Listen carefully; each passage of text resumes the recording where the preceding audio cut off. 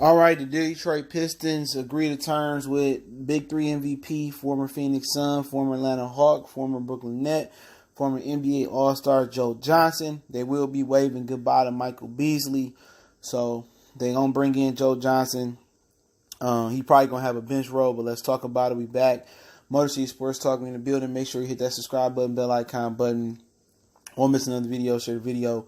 And the Big Three congratulated Joe Johnson. Chris Haynes at Yahoo Sports broke the news, so I linked that tweet in the description under source link, and they're gonna rock out with Joe Johnson. Good thing, good to see Joe Johnson, getting back in the NBA.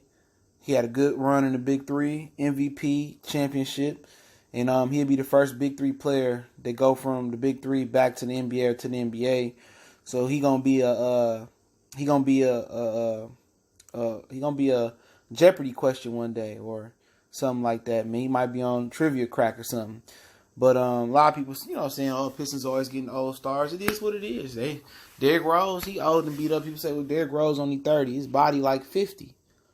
You know what I'm saying? And it's just historically been, it would have been Chris Webber, Nazir Muhammad, Derek Coleman, Eldon Campbell. You can go on and on again. The Pistons, objective this year, like I said before in my other video, they trying to go all in. They want to see how far this core can get. If this core can get to whatever that goal is, a playoff win, a playoff win, or they can get to the next round, or if they can make it to the Eastern Conference Finals, they all in this year, and they trying to improve the team the best way they can. People say, oh, the Pistons always doing this, getting old players and stuff of that nature. If they would have got Russell Westbrook, somebody would have been complaining. If they would have got, I don't know, when they got Blake Griffin, people still was complaining.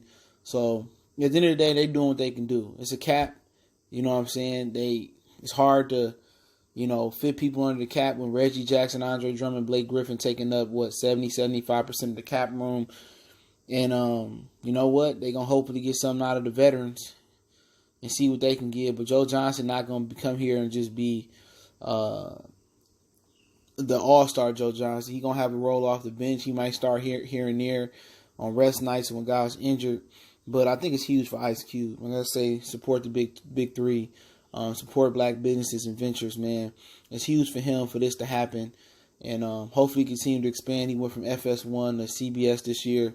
So, I'm excited. I'm proud that Cube can do something like this. And for Michael Beasley getting waived, it is what it is.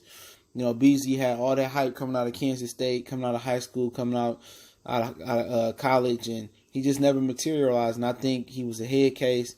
I don't think he mentally was stable.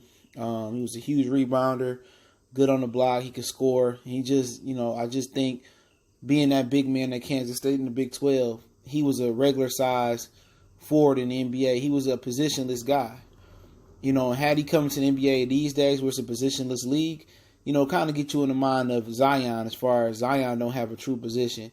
But, at the end of the day, it's a positionless league now. When Beasley came into it, it still was positions. It's nothing but cross matchups, and it's a positionless league. And Beasley just came in the wrong era, you know what I'm saying? But I see some parallels between him and Zion about the positionless thing. But Zion just happened to fall in the right era, in my personal opinion. But, you never know. He might come back. They might cut somebody in training camp. Somebody might get injured. But hopefully he ain't getting no apartment or buy no house here yet. But he was a disappointment. When people talking about bust, they talking about Michael Ola with Candy. Some people might think Derrick Rose bust because of the injuries. You talk about Penny in the top 5. Talk about Kwame Brown. Marvin Williams was another one coming out of North Carolina. Didn't start. He was a 6th man. He supposed to have all this hype. But Michael Beasley quietly was one of the biggest busts in NBA history. I think he went number 2. I think it was behind Derrick Rose. But hey, it is what it is. I'll link that tweet in the description. Let me know how y'all feel about Big Shot Joe.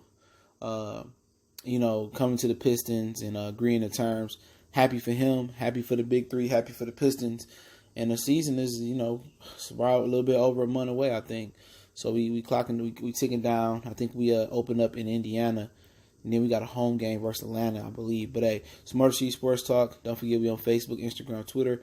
Reach out to the email if you have a business question, inquiry, sponsorship, video request. Keep sharing the videos. You want to make a donation, link subscription. Best way to donate, share the video. One time for the one time. We gone.